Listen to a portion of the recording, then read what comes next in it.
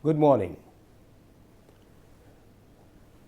Till the last module, we had been discussing about personal skills, and this is the point where we stopped. We stopped at patience. I suggested that for your any kind of endeavor, whether it is interview, whether it is business, whether it is for negotiation or for even trying for any kind of activity, patience is very, very vital. Okay, now I'll go forward to many other skills, soft skills, which you should imbibe.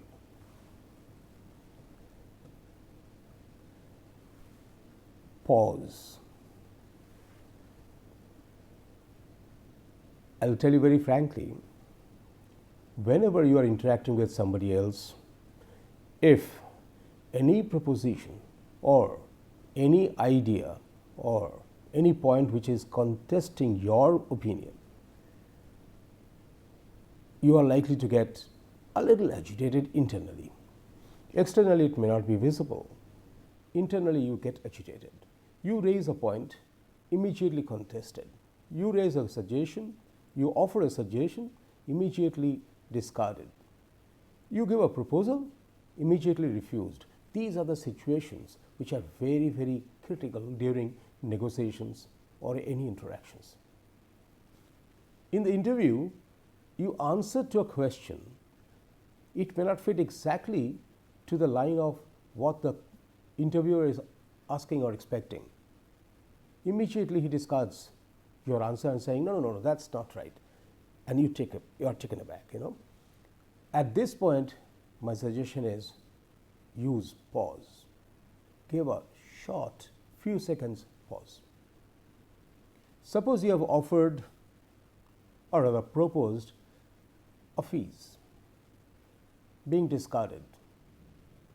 You are about to walk out because it does not match. I suggest pause. Give a pause and then go forward. Two things happen in this. During pause, you buy your time.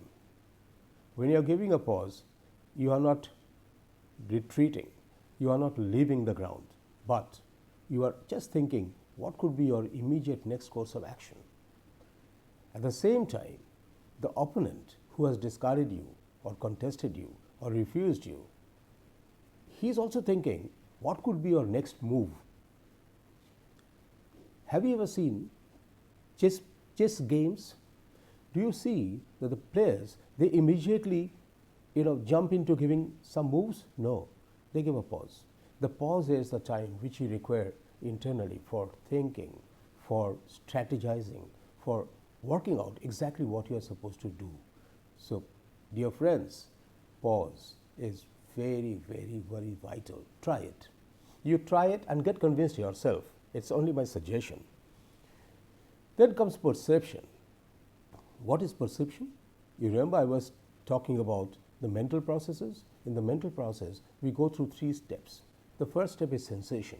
The sensation guided by all your senses. An example, you see something through your visual sense. You hear something with your auditory senses. You smell something with olfactory senses. So whatever happens, that has a result which is called sensation.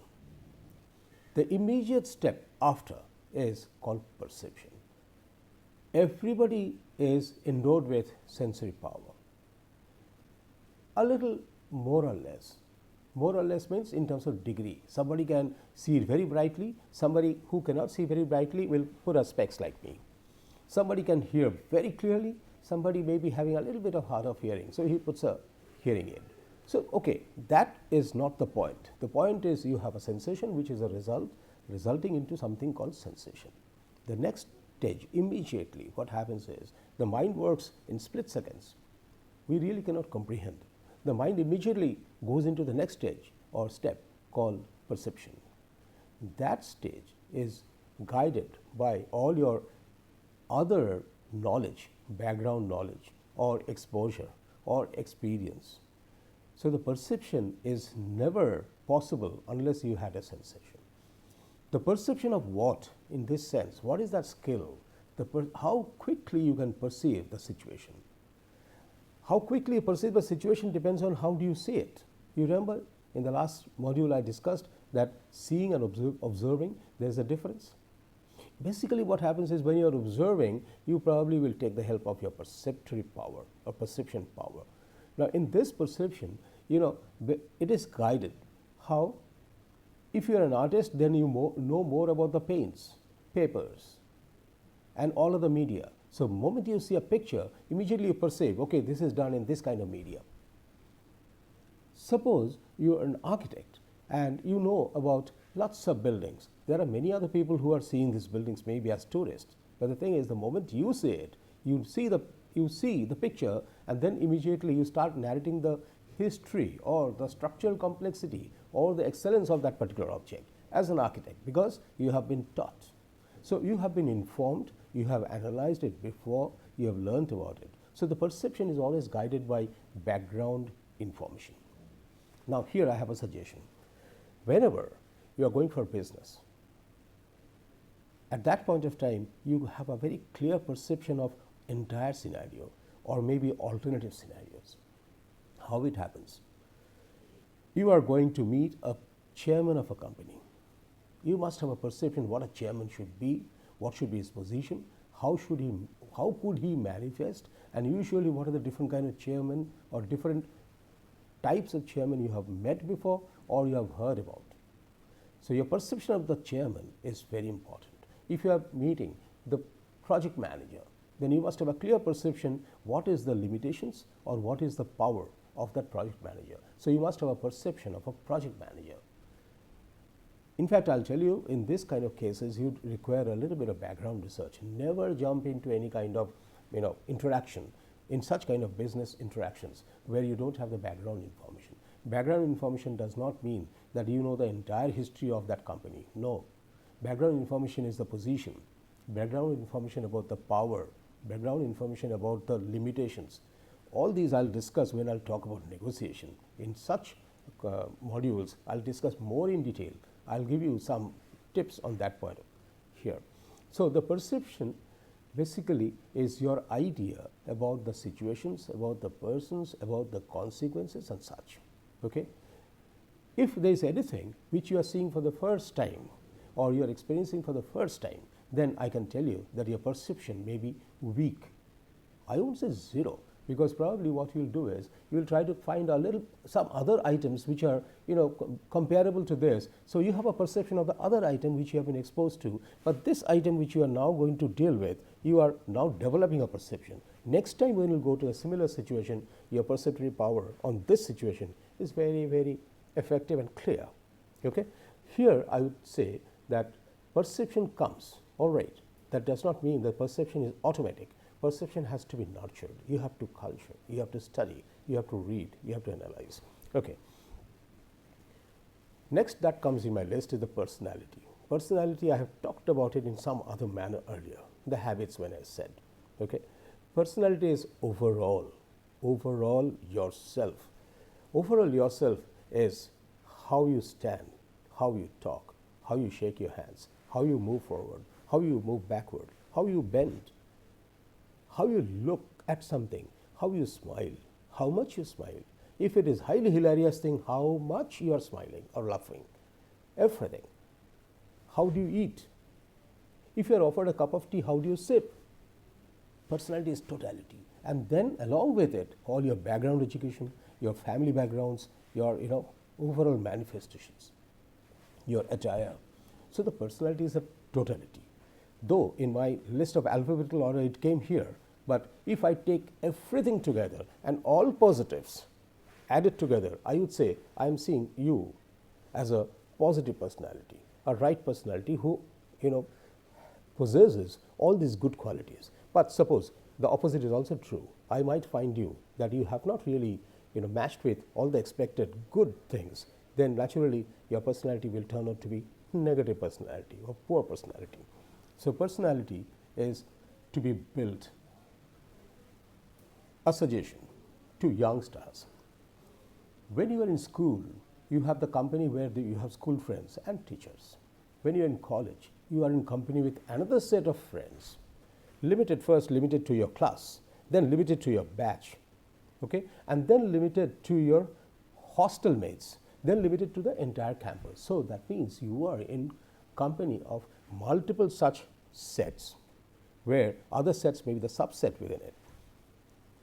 In such cases, what happens is, at some point of time, maybe in the college, you had been highly jovial, you had been moving around, jumping around, singing, dancing, shouting, and many, many other things which are very common in the hostel. The moment you step into the profession, you will find there is a sea change coming within you. It's not that you have been trying hard to do this, but it just comes within you, because every kind of operations requires a decorum. Every kind of operations requires a kind of protocol. Okay, you watch yourself 5 years after graduating from a college, and then you see yourself in the mirror. Try to analyze yourself. You will find that there had been a personality change. Who did it? It's a situation, it's an environment, it's a company, it's an association, it's your partner, it may be your family partner, your spouse, it may be your children. Altogether, you'll find that there would be a personality change. That personality change, my suggestion is, let always the personality change be for positive. Whatever may be the situation. If there are bad situations, I'll still say maintain your good personality, build up your good personality, and sustain your good personality. Personality finally speaks. You meet somebody, see, I have been meeting a lot of people. Some people I'll never meet in future. I've met only once. If I go to a conference, I meet say 100 to 200 people, and some of them I bump into. We have a 15 minutes or 5 minutes chat. Maybe during the dinner time I haven't met him. Other people I'm meeting. So if I go out of the conference afterwards, then I find that I have met how many people, and those people I might not meet ever. But one thing has to be very sure, that once they go back or once I go back, we must carry a good impression of the personality of the person I've met. This is a big, big treasure. You will not understand now, or you may not understand now. If your personality once reflected as a good one, remains in the mind of the others throughout his life.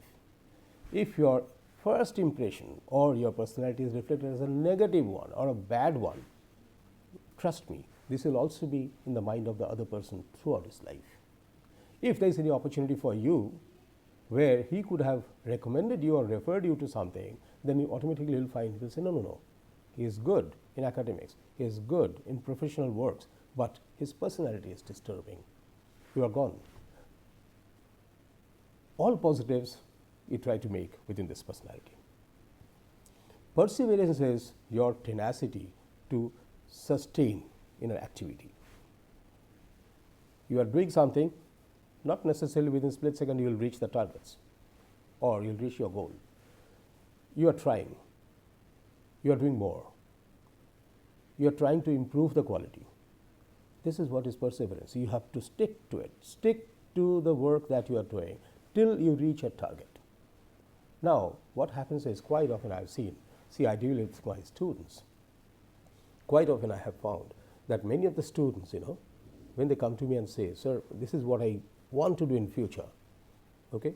And 10 years after, when I meet that student, already he is in the profession, then I find that what he wanted to do, he could not do. Rather, he has landed up in something which he didn't want to do.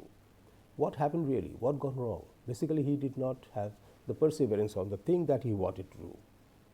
Perseverance does not mean that you have to be bullheaded. No, you don't be bullheaded, because you have an intellectual power, you have an analytical power. Use that. If you are persevering, if you are following a kind of actions, then also you are analyzing every time. And when you are analyzing, if you find that it is no point pursuing this particular work, I don't really need to exercise the perseverance. In such cases, I'll say that stop it, go somewhere else, do something else. But if you know that you can do your work and ultimately reach the goal, then perseverance is important. It's very true for students. You are looking for a degree, the degree with a good score, good CGP. If you are trying that, then at least follow that so that you have good CGP. You are you want a certificate with a good CGP, but at the same time you have focused yourself not only to study but many other things which are hampering your this work, then I would say that it's like, okay, an example let me give you, that you're a good singer as well. In the campus, you are, in the academic, educational campus, you are a good singer, you are regarded as a good singer, and you want to sing. So you are skipping some of your classes to practice for the singing. I would say that if you really want to be a good singer, then persevere in that. Okay, run your academics, but don't ever crib in future that I could not score much, because you have not really persuaded this much. Okay, and the music is your love, no problem. Whatever you do, see, in our whole life of work, every time we have segments, different segments of time in which we fix up a point or start, also the goal in terms of time. Once you have fixed that goal, follow perseverance, try that. If you find that it's very difficult for you to continue with the work for long, give a break. There's no harm. Giving break is not a crime. And in fact, I personally feel that the giving break is good. I do myself. I give a break because I know that if I give a break, whether it's a coffee break or a chat break with my friend, or it's just a simple walk in the nature, or sit idle in the same chair where you had been working till last minute and pick up a book, or simply do nothing and look at the look at outside, give a break. But the thing is, that break should never disconnect you with the actual target work that you are doing. Photo memory is very, very genetic. Trying photo memory, people try, people try.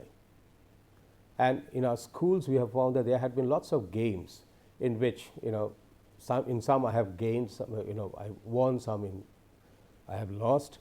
The photo memory is something that whatever you see, you memorize it as a photo. It's just like a photograph of that. Okay, so you maintain a photo memory, whether it is a photo, whether it's a nature, whether it's a face of a person you have met, or even whether it's a full set of derivation of equation, or some figures, or the entire page. Photo memory, I have found, very rarely I have found in a strong photo memory amongst my acquaintances, but whomever I have found that they have strong photo memory, I can assure you that I have found them to be in a very good position or achievements. And photo memory, later on we'll see another term will come. Photo memory aided with good retrieval power will help. That means, an example, suppose you have visited somewhere and you saw the environment, and then you come back after 1 year, you are thinking, where did I go? If you can recollect the whole thing as an image, you are really endowed with a very strong skill. And the photo memory sometimes helps you, saves you. Photo memory may be the figures, like say how much rupees you have seen in that piece of paper. You don't have to make an image of the entire page. You have to only, your photo memory is only of the figure. Like say, okay, this particular project budget was about 32 lakhs. Or 32 lakhs, 50,000 or something like that. And you have a photo memory such that you just recorded that in your mind as a photo. That means that image. And moment somebody asks that, do you remember what was the budget of that particular proposal? Then immediately we'll say the exact figure because that came as a photo. So this is something which it's a soft skill. It's a soft skill. It does not, you cannot inject this to anybody. It comes, I think, through hereditary or through, genetically it comes. But whoever has it. And if you see somebody who is having photo memory, be very, very careful, because that person will retrieve all his images as fast as possible, much before you could comprehend. Okay, pleasant personality, as a pleasant personality. People like you. People generally don't hate you. People may not like you because you are in competition. But the thing is, whatever it is, people find that you are a very nice gentleman or gentlewoman. You are a nice person after all. That pleasantness comes from your behavior, from your manifestation, from your speaking, the kind of speaking. When I'll talk about the verbal and non-verbal communication, in such case you will find these things will come up in very much in detail. Okay, I'm just touching all these points to introduce you to all these. You try to identify later, means when I'm giving this full list of personal skills and other skills as well, that which skills you think you have. At the end, I'll give you a checklist. In that checklist, you will fill it up yourself, and I'll expect that once you fill it up yourself, without any hesitation, you will mail it to me. Let me understand you, that where you have excelled or where you have the limitations. First is for yourself. Means that checklist, when you'll fill it up, it will be just like a simple chart. Okay, all these will be listed over there, and then there'll be a degree that how much do you think that you have this particular skills. That will come at the end of this particular entire set of lecture, and there you will try to judge yourself. And once you judge yourself, does not mean that the world has ended. If you find that somewhere you are weak, then your first initiative would be, how can I improve myself on that particular point? And you can do it. I'll tell you, means not everything in the skills can be taught, but it can be at least practiced. It can be tried to a certain extent. So pleasant is basically how you manifest. People find very comfortable to talk to you, like to talk to you, expects that if you could have met, something like that. So in business, good personality, positive personality, pleasant personality, good appearance, all these makes the first breakthrough. First, you go to a reception, or rather reception desk of an office. You are not sure whom you are supposed to meet, because you went to the office with a hunch that there may be a possibility of your work or business. The first person you are going to meet is the gate man. The gate man you have to first cross through. You have to convince him that I have come here for something, some business. Whom do you want to meet? You may not know. But the thing is, your personality should be such the gate man really likes you, and then he helps you to find out whom you are supposed to meet. But he will not do it straight away. What he will do is, he will send you to the reception desk, and there's a receptionist sitting, maybe one or two. If there are two, in such cases, you have to have such personality that both of them start liking you. Then they will help you. One of them will be busy in some other works, another person will help you, and that person will take you to the actual chamber where you are supposed to go, because this is the first time you are meeting. You don't know whom to meet. He might give an alternatives, like say, do you want to meet, you can meet this person, this person, this person. Tell me exactly what is your business, and if you tell me exactly what is your business, maybe I'll be able to help you in telling that which chamber you are supposed to go to, which office you are going to go to. So it all is possible if you have a very pleasant personality. And if you are an egoist and you think that you are a big shot in your own company, you are the chairman of your company and you have the right to enter into any chamber, sorry, it doesn't work. You have to be sober. You have to be really pleasant personality. Positive thinking is again internal, very internal. See, in the whole universe, if there is something positive, there has to be a negative, otherwise there will not be a balance. Okay? So there will be positive persons, there will be negative persons. There will be positive situations, there will be negative situations. You cannot expect that everything will be positive. You cannot expect everything will be negative. You cannot expect that every person you are going to meet is positive just because you are positive. No. But the thing is, what you can at least do is make yourself positive.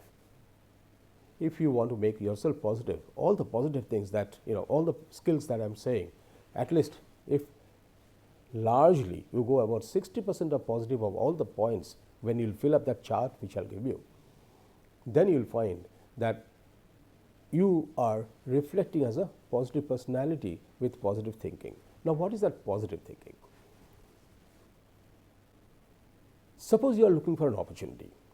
See, my experience with my, associates, whenever suppose I'm giving an example, all these are hypothetical examples, though taken from the life, I make a proposition and there are 5 more people sitting around me.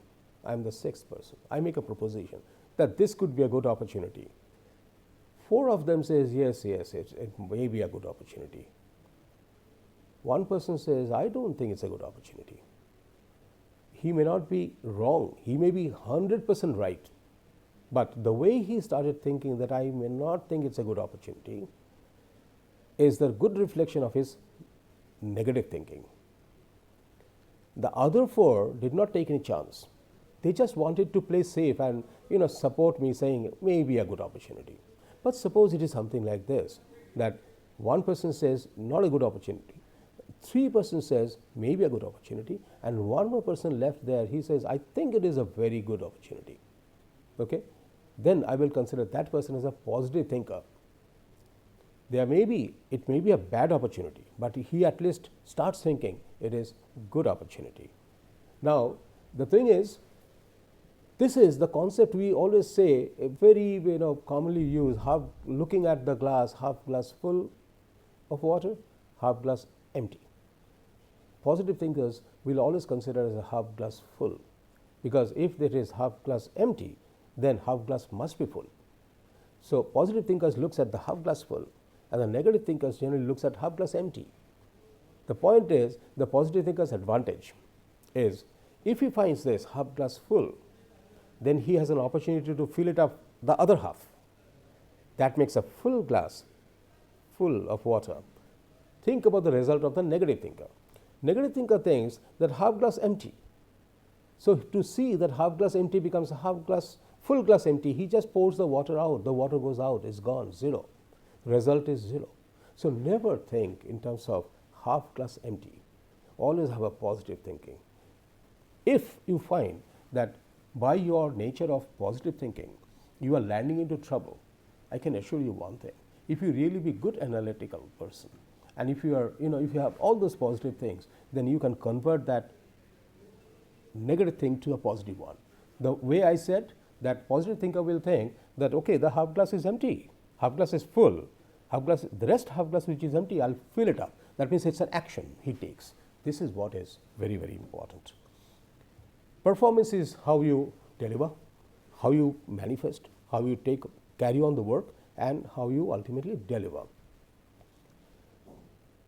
In the organization, if you are working in an organization, then you will find that your performance is always going to be measured. The performance measurement, there is a big, big thing. Maybe some other lectures I will offer this. There are many ways of measuring the performances. Most often the performances are measured by very global judgment in a company, which I don't appreciate. I don't appreciate that one day you have, unfortunately because of your poor mental state, you have misbehaved with your boss, and boss throughout the year or throughout your working career, he thinks you are a bad person. So all your good performances will be graded as 1 grade less, maybe 2 grade less. This I don't appreciate, don't support. But the thing is, if it is very critical and individual judgment, individual subjective judgment doesn't have any role to play in your performance measurement, in such case what happens is your performance will be measured in terms of very discretely in terms of values. There are various formats of performance measurement, some other day. Okay, I'll discuss on that. Precision is a very critical thing, that how correctly you do it.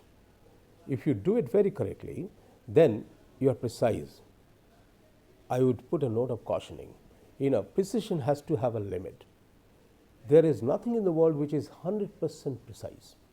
Nothing. None of us. No system, no knowledge, no machines, 100% precise.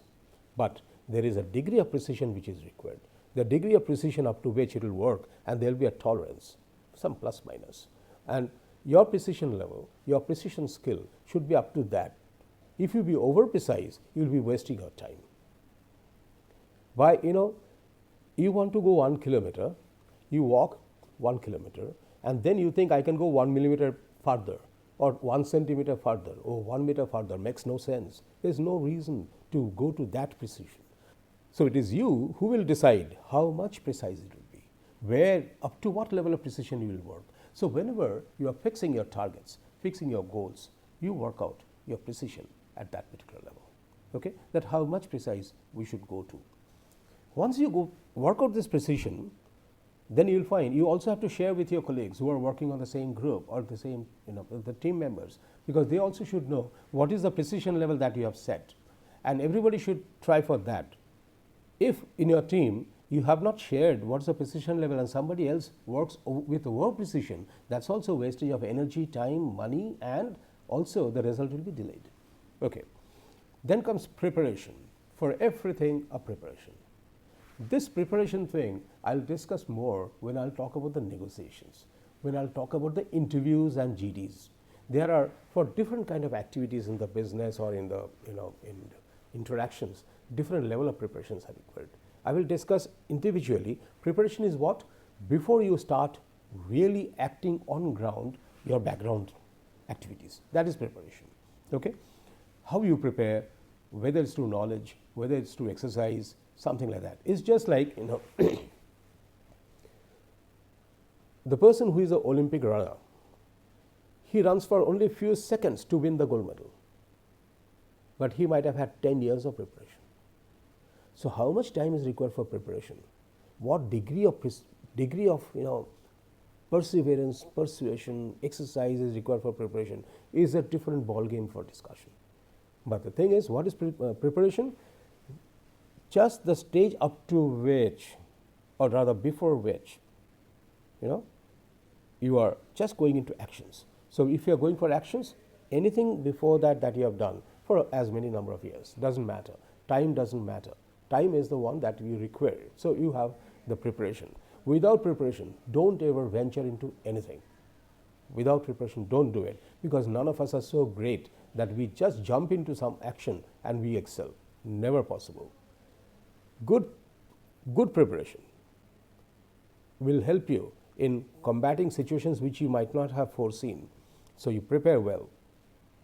This preparation is basically leading to a word called preparedness. Preparedness is yourself. Preparation is the action that you do. Preparedness is yourself. That are you ready to be prepared? How much you are prepared? Preparation is a process, but the preparedness is a state of affairs. At this state, I am prepared. I am prepared for this action. Prioritizing. Every day we have lots of work to be done.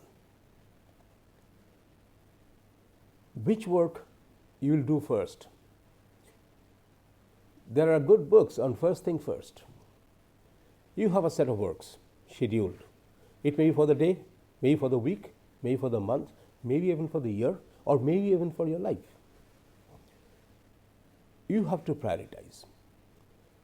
Does not mean that if you have prioritized, you have no chance of changing. It is not fixed item. You can always change your prioritization or priority. Prioritizing is what? Prioritizing is what? Today, if I have a set of activity, there are say 9 or 10 activities, then which one to be done first? There may be some actions which may have to go parallel. If it is parallel, then, and suppose there are 10 activities of which there are 2 activities which has to be done parallel, but they can be in the priority list in the third. That means the first action is the first priority, second action is the second priority. In the third action, third priority level, you have 2 actions, and both actions may not be helping each other or complementing each other. Doesn't matter. But you have prioritized them as 3 and 3. Never prioritize them as 3 and other one 4. Then you will be really running into confusion that which one is 3 and which one is 4. If the 2 things have to go parallel, then it has to be prioritized in that manner. I'll give an example for the students. If you think that you want to be a good artist and then you decide that you will be first finishing your school and then start learning art or painting, it's lost, time lost. In your priority, both are important. You want to be a good artist because you have set the target. In your goal setting, you want to be an artist in life, in future. But you also would like to be a good academician or say educated person. If you say, no, first I'll finish my school, then I'll go to the art classes. Don't. Parallel. Let it run parallelly. So your priority is parallel. But only thing is that between these two, depending on the time demanding, depending on the situation demanding, maybe you have to do a little bit of plus minus of the priority level. So there is something called delta priority within it. So if it is priority 3 for education, then it may be 3 and the other one delta minus. That means it will be slightly lesser than 3, but it will never be 4. So this is how what happens is we set our activities in the life. And when you will be in the working conditions, then you have to say you have different priorities. You have to run your family, you have to maintain your car, you have to earn your money, you have to pay your bills, you have to deliver to your office, you have to meet your clients, you have to do your work. You also have to recreate yourself. So many things to be done. Okay, the thing is, in such kind of cases, what happens is, how do you prioritize? This prioritization is, again, a very serious matter. If I get a chance in my course, I'll be discussing something on this, because basically what is happening is, more I get the feedback from you all, then in my future modules, though they are prepared already, I might have to make modifications saying that what all I have to add so that it helps you. Process improvement attitude is another thing which generally people are very, aversive of. What is a process improvement attitude? Suppose you are doing something, you have a set system of working, set machineries for working, set rules and set manuals. In such case, what happens is that you are working. In the process of working, you are seeing that improvement is necessary in your manuals, working manuals. Improvement is necessary on your documents. Improvement is necessary in your entire process. Improvement is necessary in your team reshuffling. You must have a positive attitude toward process improvement. You don't have to be critical. You don't have to really think about that I'll lose time, it's already delayed and all that. Yes, it is critical that if your project is getting delayed because of this process improvement, but the thing is, you don't know. If you give a little extra effort, little extra time, some delta extra time, then probably you'll have a better benefit, because your product that you are bringing it out, it may turn out to be excellent, which will fetch you more projects, more sale, more business. So you must have a very positive attitude towards process improvement. I have seen, working with many people, some people don't understand one thing. You just search yourself amongst your own associates, you will find this. I'm just giving one kind of case, very hypothetical one. I'm putting as a hypothetical one. If you are led by a leader who, by virtue of his position and experience, he has become the leader, and he is asking you to do some work which he himself cannot do. He cannot do, not because he doesn't have time. He cannot do because he cannot do by competence. I am telling you, very frankly, such leaders are very dangerous for you, because it's like, let me give an example with architecture, because I'm in this field, so I have always experienced this very, very frequently. Suppose your leader has asked you to make a design and also draw, which took about, say, 30 days for you. And then the leader goes to the client with your products, and the client says it needs modification. Leader is very much with process improvement attitude. I appreciate that. But leader doesn't understand that you require 30 days. And suppose for that change which the client is demanding, you require 15 days. And client asks in front of you to your leader, to how many days do you think that you can give it, the modified one? Leader spontaneously, to impress the client, says maybe within a day or two. Dangerous. I'll tell you, dangerous. Because the leader is not going to work. He does not know how much time generally is required for that modification. You only know. And since you are subordinate, you are not supposed to speak. So you kept quiet. Leader, very boastingly said, well, maybe within a day or two. And then comes back and tells you, gives you a pressure. Because of his process improvement attitude, he says, no, you have to do it because I have promised him within a day or two. Okay, take at the most 2 days. You are gone, I'll tell you, you'll just drain out. These are dangerous things which happens. What I'm suggesting is, you have the process improvement attitude with the full idea of the limitations of time requirement, energy requirement, manpower requirement, and also the real benefits. Okay. Next is punctuality. Follow punctuality in terms of time.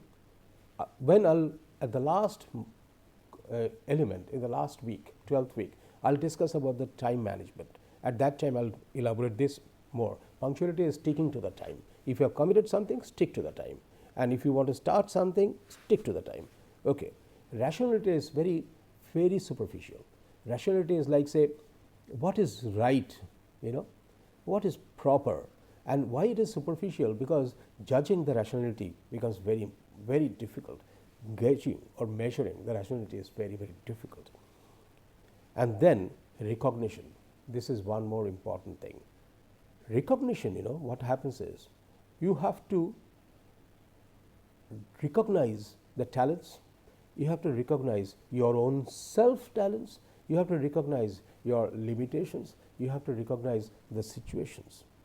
But recognition, what I am referring over here is something like if you are getting some benefits or some services from somebody, recognize the quality or the positiveness of that person who has delivered you. This recognition is the recognition of the action.